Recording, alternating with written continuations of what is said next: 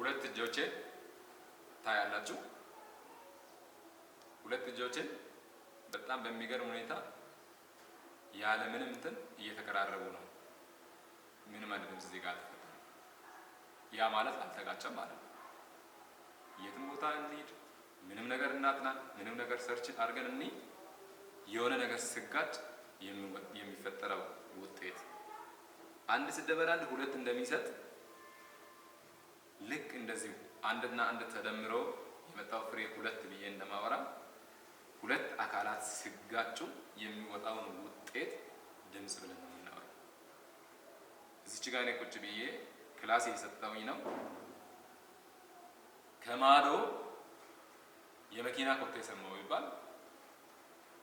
ይሄ መኪና ላይ የምናስተውለው ነገር ጎማና የመንገዱ ግጭት ሁለቱ ሲጋጩ ኦኬ የሆነ መኪና እየሄደ እንደሆነ ነው ፊልም አደረገው። ልክ እንደዚህ የድምፅ መነሻ ይሄ ነው።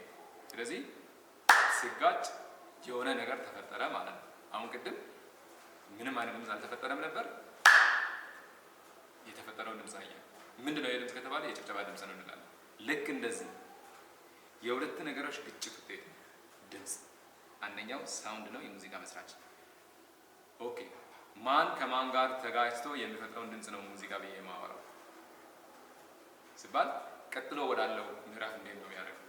ሁለተኛውን ሙዚቃ መስራች ሪትም ወይም ምት፣ በቅንፍ ስልታዊ ምት፣ ስልተ ምት ብለን ልናወራ እንችላለን። ያ ማለት ነው ደግሞ ልክ ሄርት ቢት ብለን የምናወራው ማለት ነው። የተለያየ አይነት አመታቶችን ልናመጣ እንችላለን ማለት ነው። ምትና የምት ሂደት ወይም ስልተ ምት ብለን ነው የምናወራው። ሶስተኛው የሙዚቃ መስራች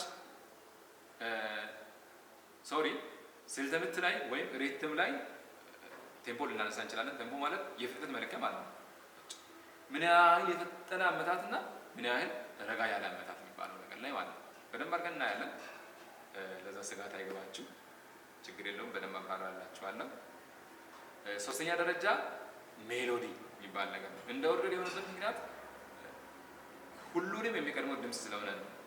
ምክንያቱም ሪትሙንም በድምፅ ነው የምንሰማው፣ ድምፁንም በድምፅ ነው የምንሰማው።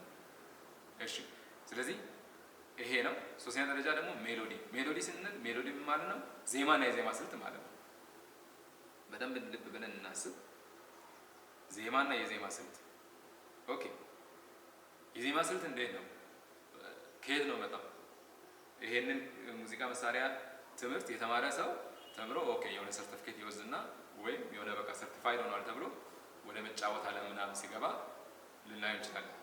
ዜማ ግን ከአምላክ ዘንድ ለሰው ልጆች የሚሰጥ የሰማያዊ ስጦታ ነው። በነገራችን ለማለት ነው የሰማያዊ ስጦታ ነው። ቋንቋ አለው፣ ቋንቋ የለው።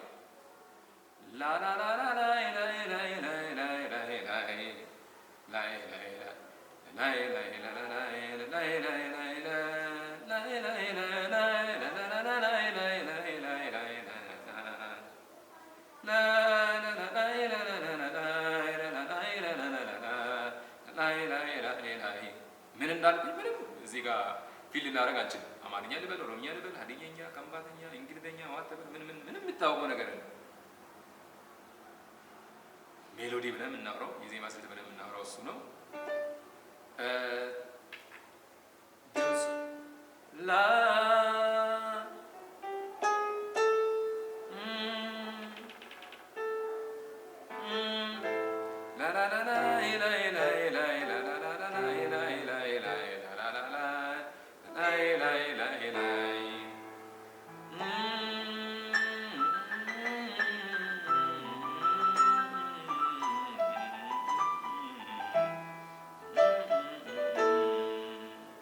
ባነሳ የሆነ ነገር ተጫወትኩ፣ ምንኛ ይሁን በምን ቋንቋ እንወቀው ምንም የምናውቀው ነገር ዜማና የዜማ ስልት የሚባለው ነገር ይሄ ነው።